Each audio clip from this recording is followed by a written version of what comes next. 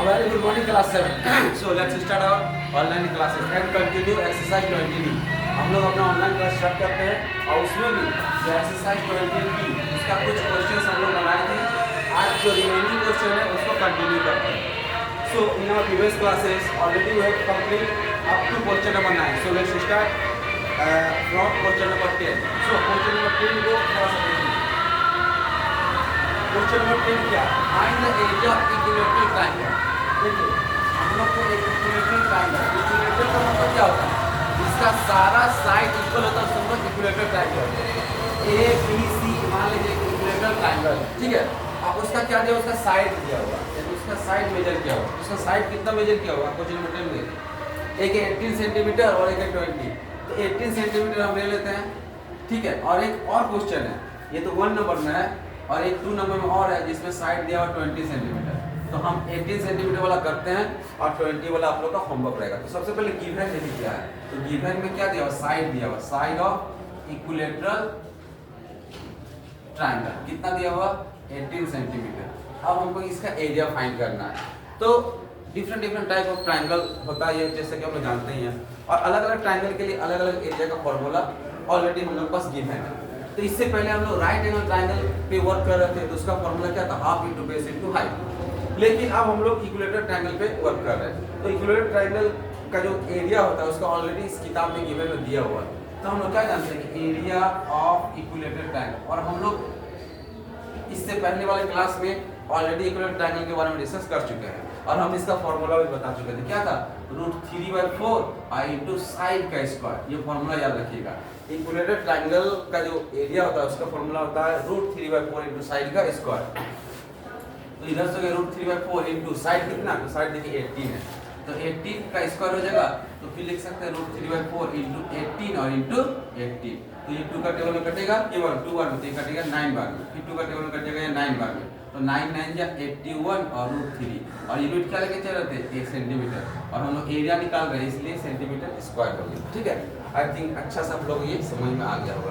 बहुत ईजी था।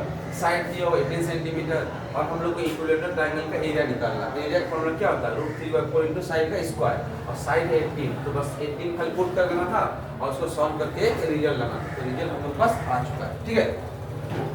एक और क्वेश्चन देखते हैं।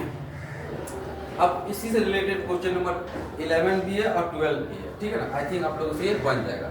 अब देखिए एक इंपॉर्टेंट क्वेश्चन हम लोग बनाने जा रहे हैं, क्वेश्चन नंबर 12, जो कि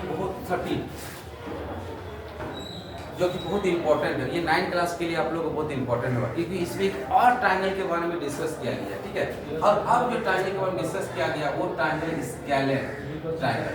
स्केलेन ट्रायंगल किसको कहते हैं? स्केलेन ट्रायंगल उसको कहते हैं जिसका एक भी साइड बराबर नहीं होता। आई रिपीट, जिसका एक भी साइड बराबर नहीं होता उसको स्केलेन ट्रायंगल कहते हैं। और इसका भी हमको क्या फाइंड करना है? एरिया फाइंड करना है।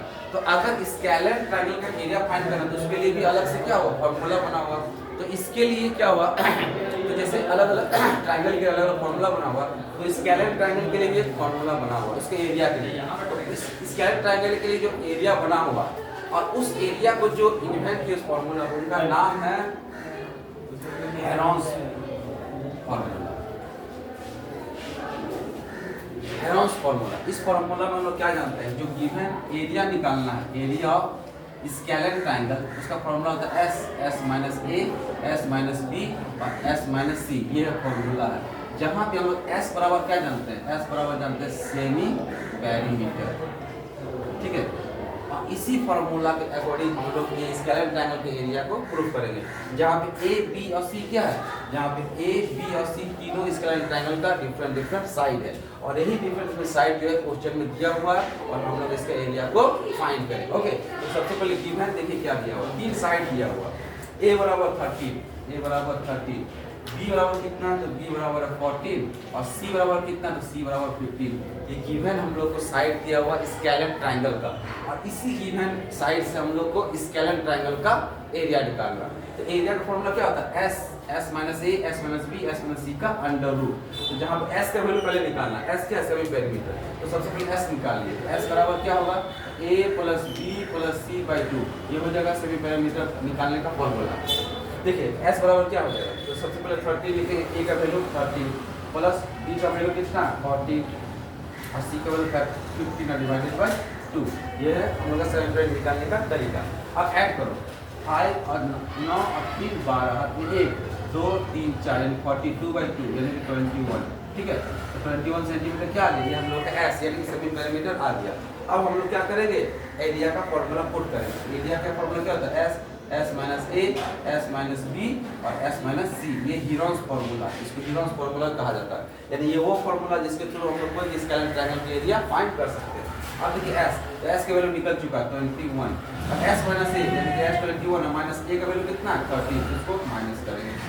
फिर एस माइनस बी यानी 21 माइनस 40, इसको लास्ट में एस माइनस सी यानी एस माइनस 50, और इसका क्या हो जाएगा, इसका अंडर रूट हो जाएगा। ठीक है, 21 जैसा वैसे लिखेंगे। अब 21 में 13 क्या करेंगे, माइनस करेंगे, कितना हो जाएगा 8 हो जाएगा।